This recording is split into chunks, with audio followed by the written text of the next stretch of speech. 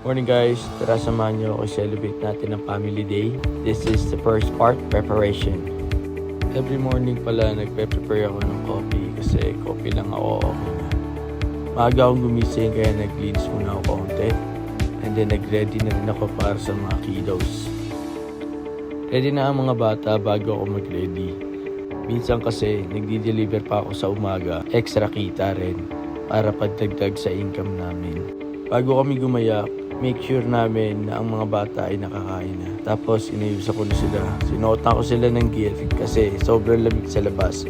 Ang pupuntahan namin ay yung nagpa-frozen na lake dito sa Sylvan Lake. Nga pala, mag-ice skating kami ngayong araw. Tapos kakain and mag-sledding naman sa afternoon. So the whole day sa labas kami at mag-celebrate ng family day. Tara, samahan nyo kami. Mas mainam na yung naka-gear ang mga bata dahil ang degree sa labas ay sobrang lamig. Hindi ka makakapag-stay ng matagal pag normal na jacket lang ang suot mo. Ready na kami at papunta na kami ng lake. Mas mainam nang naka-gear sila, outerwear, glove, tux para hindi sila giginawin. All set na kami, so kinuha na namin yung mga kailangan namin dalhin para sa sledding, ice skating, isang lagayan na lang, and then going to lake muna kami ngayon.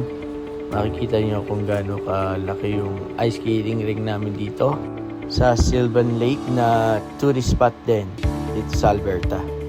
Nilagay na namin lahat ng kailangan namin gamitin para sa araw na ito. At yun ang preparation namin. Sana sundan nyo sa part 2. See you at part 2.